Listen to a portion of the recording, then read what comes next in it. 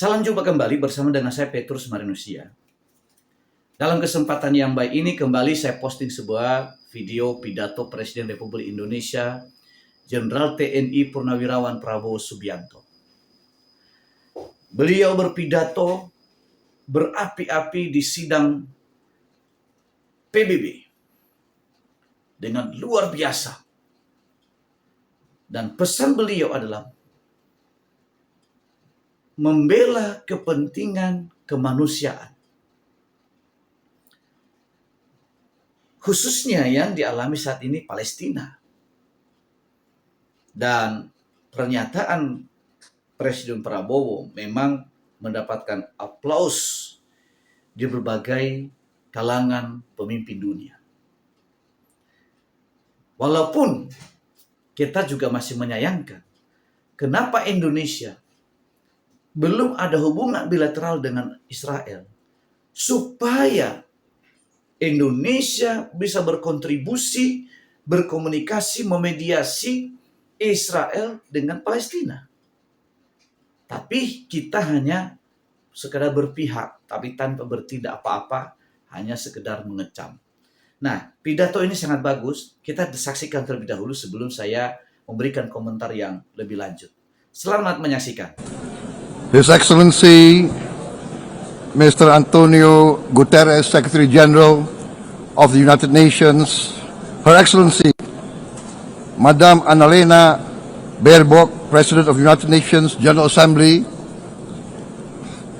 His Excellency, Mr. Moses Abelian, Under-Secretary General for General Assembly and Management, Excellencies, Heads of States, Heads of Governments, distinguished delegates, ladies and gentlemen, it is indeed a great honor for me to stand in this august General Assembly Hall among leaders and representatives who represent almost all of humanity. We differ in race, religion, and nationality, yet we gather together today as one human family. We are here first and foremost as fellow human beings, each created equal, endowed with unalienable rights to life, liberty, and the pursuit of happiness. The words of the United Nations Declaration of Independence have inspired democratic movements across continents, including the French Revolution, the Russian Revolution, the Mexican Revolution, the Chinese Revolution, and Indonesia's own struggle and journey to freedom. It also gave birth to the Universal Declaration of Human Rights, adopted by the United Nations in 1948. All men are created equal was the creed that opened the way to unprecedented global prosperity and dignity.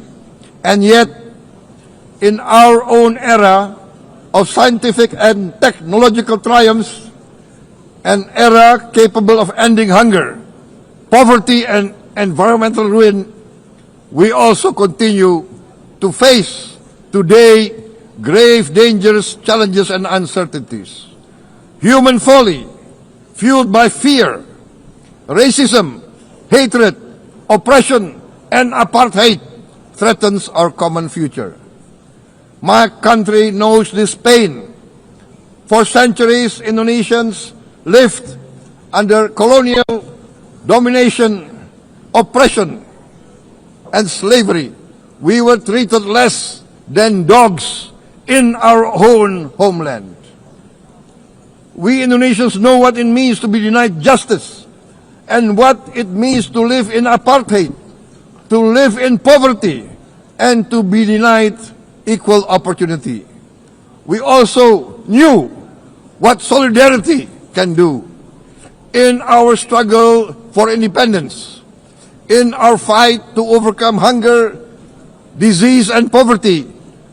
The United Nations stood with Indonesia and gave us vital assistance. Decisions made here based on human solidarity by the Security Council and this Assembly gave Indonesia independence, international legitimacy, opened doors, and supported our early development through the efforts of the United Nations Children Fund, the United Nations Food and Agriculture Organization, the FAO, the World Health Organization, and many, many other United Nations institutions. And because of that, Indonesia today stands on the cusp of shared prosperity and greater equality and dignity.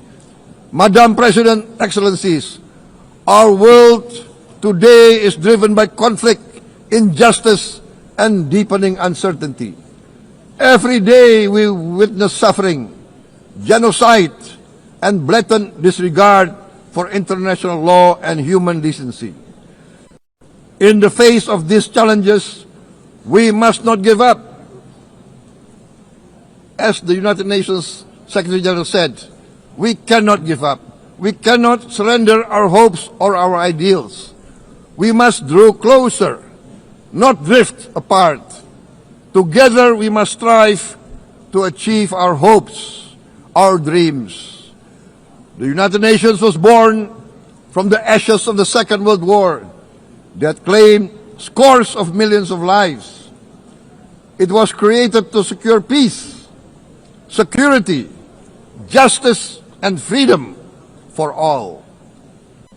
We remain committed to internationalism, to multilateralism, and to every effort that strengthens this great institution. Today, Indonesia is nearer than ever before to meeting the sustainable development goals of ending extreme poverty and hunger.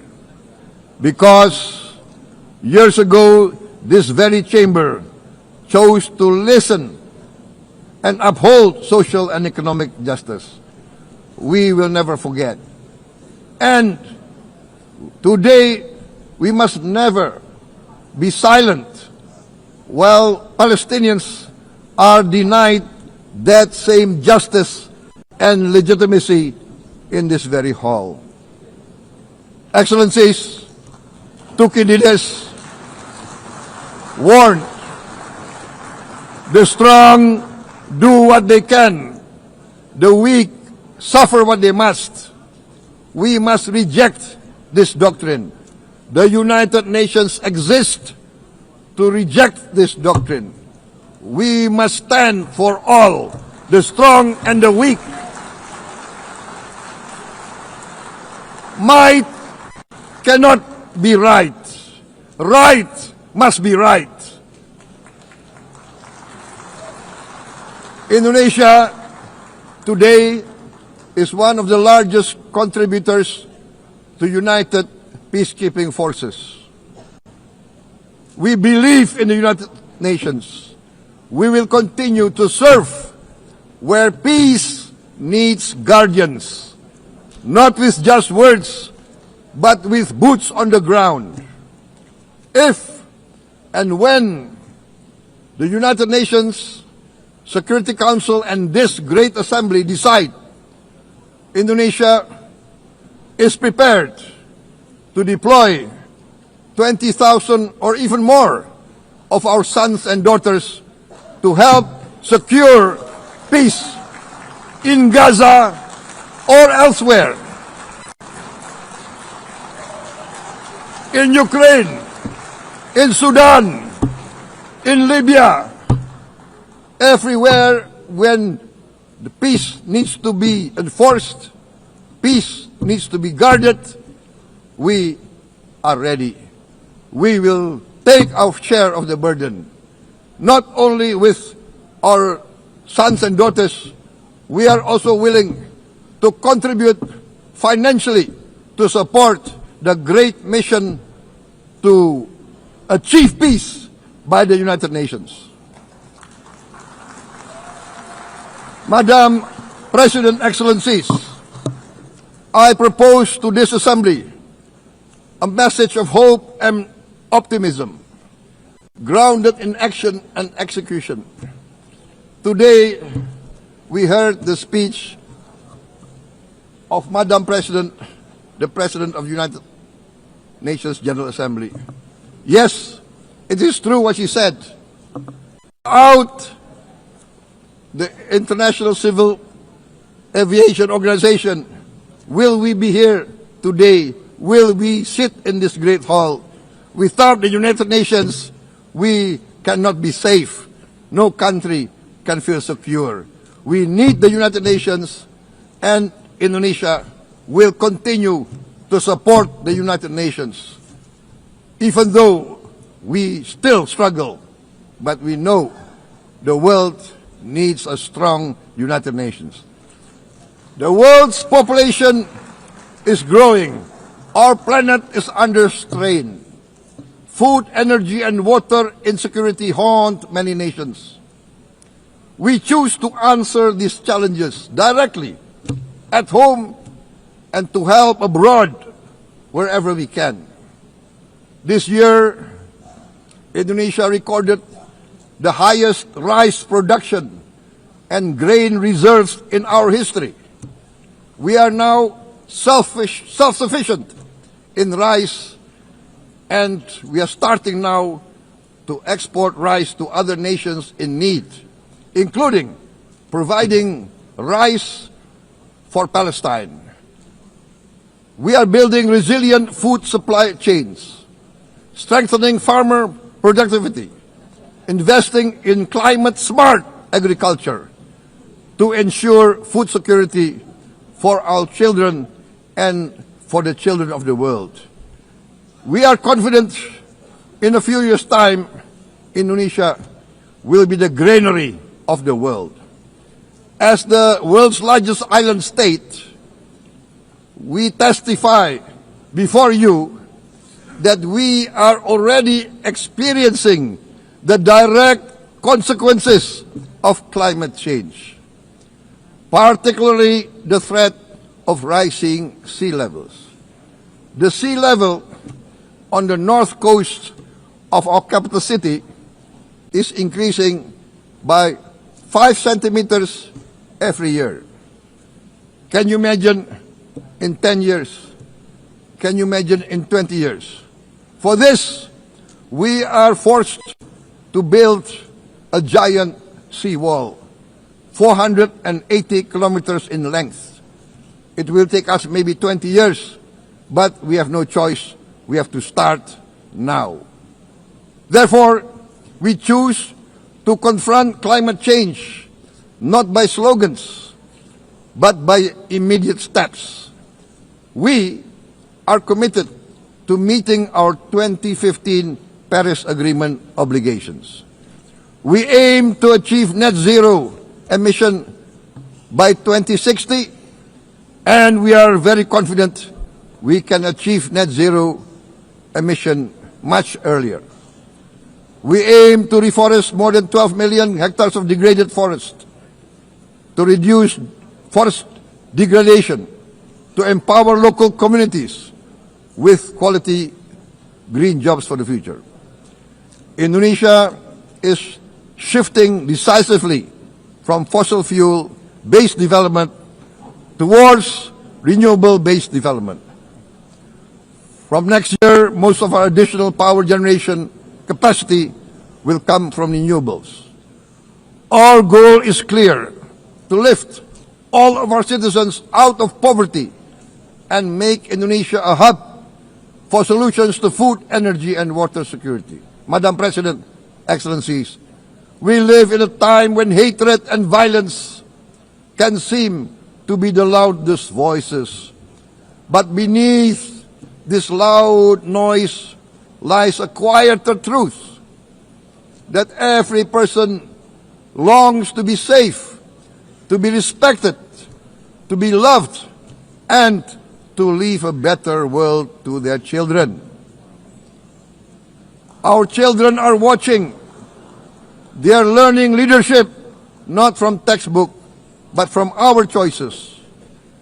Today, still, a catastrophic situation in Gaza is unfolding before our eyes.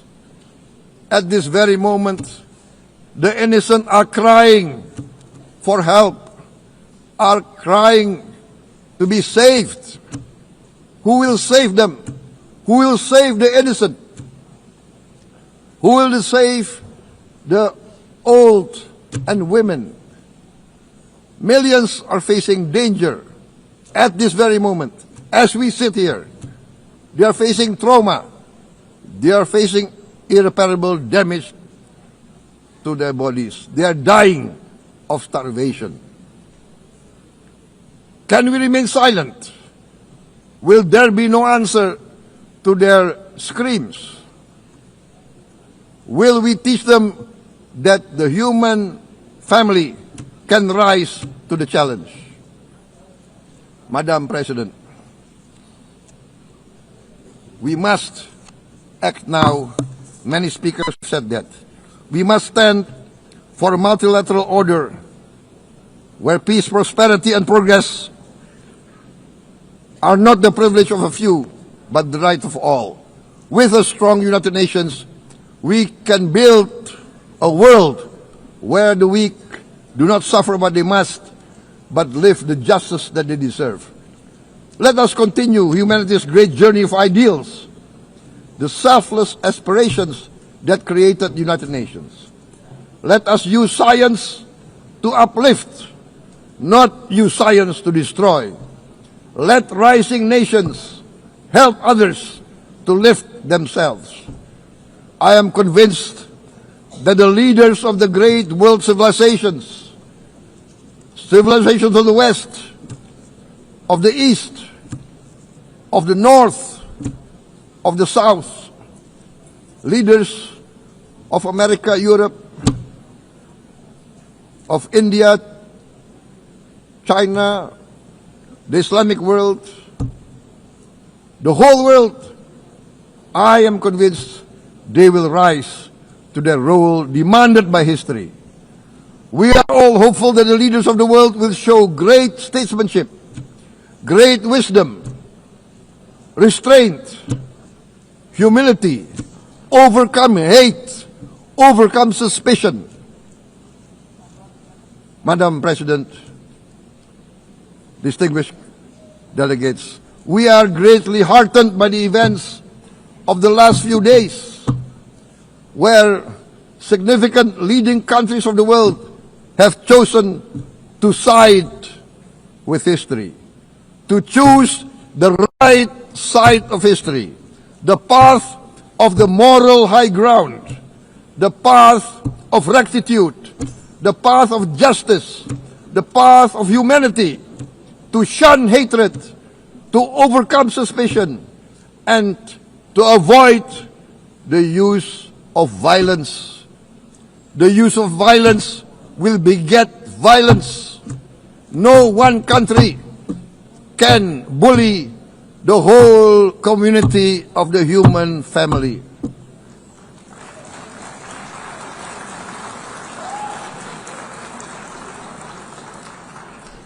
We may be weak individually, but the sense of oppression, the sense of injustice has proven in the history of mankind that this sense of injustice, this sense of oppression will unite into a strong force that will overcome this oppression, that will overcome this injustice. To close, I would like to reiterate again Indonesia's complete support for the two-state solution in Palestine.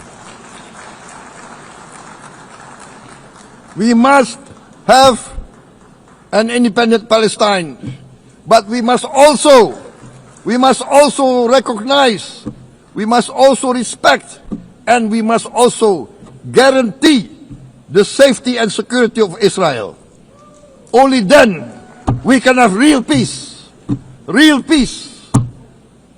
and no longer hate and no longer suspicion.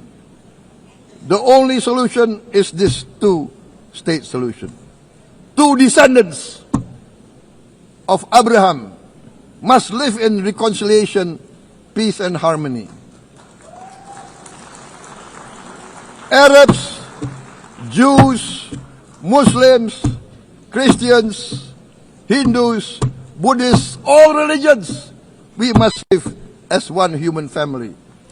Indonesia is committed to being part of making this vision a reality.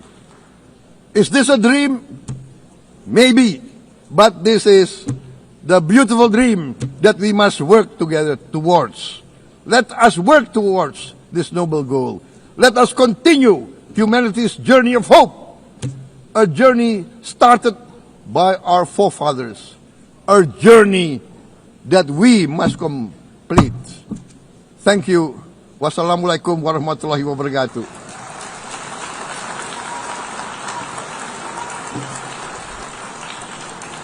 Shalom. Om Santi, Santi, Santi Om. Namo Buddhaya. Thank you very much.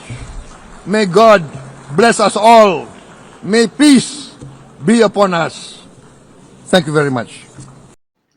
Saudara, pidato presiden kita itu sudah bagus, sudah baik, menjunjung tinggi kemanusiaan, prihatin tentang penderitaan masyarakat yang tidak berdosa. Meskipun sebetulnya yang terjadi di Gaza ini, yang mengakibatkan masyarakat sipil jadi korban, adalah Hamas yang bersembunyi di kalangan masyarakat, di lingkungan masyarakat. Nah, ini nggak pernah disorotin. Kedua, media-media khususnya di Asia, di Indonesia, tidak fair dalam pemberitaan. Tidak jujur dalam pemberitaan. Ada apa sebetulnya konflik ini? Bagaimana kronologis yang sesungguhnya? Dan masyarakat kita juga masih jauh dari kemajuan, alias masih tertinggal. Generasi muda kita juga hanya bisa membenci Israel, hanya bisa mengecam Israel, tapi tanpa belajar sejarah dengan cara yang benar. Sebagai masyarakat yang maju, harusnya kritis dalam berpikir, ada apa sebetulnya? Kalau saya membela A, alasannya apa? Kalau saya membenci B, apa alasannya? Tidak bertindak sewenang-wenang. Apa kata A, apa kata B, informasi sana, informasi muncul, maka begitu mudah kita hal itu dikonsumsi. Dan ini yang dialami oleh bangsa kita, termasuk para politisi, termasuk para aktivis. Ya, kebanyakan mereka hanya mencari nafkah, lalu membuat propaganda, membuat kebohongan-kebohongan supaya apa? Ya, masyarakat kita ini iba, karena masyarakat kita ini sangat iba dengan penderitaan orang, meskipun tidak tahu yang sesungguhnya. Nah, lalu kemudian orang mengatakan bahwa Israel itu menjajah, tapi tidak bisa membuktikan letak di mana penjajahan itu. Kenapa? Sejarah tidak bisa dibantah. Karena tanah yang diami Israel maupun Palestina saat ini, itu tanahnya Israel. Dimulai dari zaman Abraham, sampai pada pemerintahan Daud dan seterusnya. Dan kemudian, pada tahun 90 Masehi, Raja Tirus itu menghancurkan Israel, sehingga Israel itu menyebar ke seluruh dunia. Lalu pendatang-pendatang, imigrasi-imigrasi itu menduduki wilayah Israel ini dan mengklaim itu sebagai miliknya. Dan ketika Israel kembali ke tanah airnya, itu nggak gratis. Pada waktu itu Inggris menguasai Timur Tengah. Lalu kemudian juga di Eropa muncul Hitler yang begitu kejam. Dan seluruh negara Eropa dan dunia itu gerah dengan tindakan daripada Hitler. Nah, pada waktu itu Perdana Menteri Inggris mengatakan, jika ada satu orang yang mampu menaklukkan senjata Jerman, dia boleh minta apa saja, akan diberikan. Dari seluruh dunia, para ilmuwan, intelektual, tidak ada yang satu pun yang mampu menaklukkan Jerman pada waktu itu. Satu-satunya penemu itu adalah orang Yahudi itu sendiri. Dan pada waktu itu rezim daripada Hitler itu jatuh dan hilang sampai hari ini. Memang pada waktu itu korban Israel itu ada 6 juta orang dibantai oleh Hitler. Nah, waktu sudah menaklukkan Jerman pada waktu itu, lalu Perdana Menteri bertanya kepada seorang tokoh Yahudi, apa yang Anda minta? Dan tokoh Yahudi ini mengatakan, saya minta supaya negara atau tanah yang diduduki oleh Palestina ini harus diserahkan kepada Israel. Lalu terjadi ekspedisi penduduk pada waktu itu menduduki wilayah Palestina, Yerusalem. Dan pada waktu itu muncullah resolusi PBB membagi 2 wilayah ini. Dan pada waktu itu ada pembagian ditolak oleh Palestina tahun 48. Sehingga status tanah ini menjadi ilegal atau tidak ada pemilik. Bukan Palestina, bukan juga Israel. Karena ditolak kan resolusi PBB ini. Nah, Israel itu kan dia cerdas. Karena kamu nggak terima, oke, saya deklarasikan diri dulu sebagai negara yang merdeka. Masalah kamu terima urusan lain. Dan pada waktu dia mendeklarasikan kemerdekaannya, lalu kemudian terjadi koalisi Arab menyerang Israel mendadak. Dan semua itu kalah. Nah, pada waktu dia menguasai, dia menangkan peperangan, wilayah lebih luas 50%. Nah, akhirnya apa yang terjadi? Palestina minta damai supaya tapi kembalikan dulu tanah yang sudah diambil. Ya, Israel nggak mau karena itu kan tanah politik. Kenapa tadi nggak terima resolusi PBB? Dan itu yang harus sampai hari ini konflik, gitu loh. Jadi konflik. Jadi harus tahu sejarahnya. Nah, kemudian Mesir merendahkan diri dan minta damai. Lalu kemudian semenanjung Sinai itu dikembalikan Israel, tapi dengan pesan jangan macam-macam kamu. Dan akhirnya sekarang ini Mesir itu menjadi sahabatnya atau sekutunya Israel. Itu sejarahnya kejadian, sejarah politiknya. Tentu memang kita menjunjung tinggi kemanusiaan, tapi fakta sejarah tidak boleh kita abaikan. Demikian tayangan saya kali ini, sampai ketemu di tayangan saya selanjutnya. Salam cerdas, terima kasih.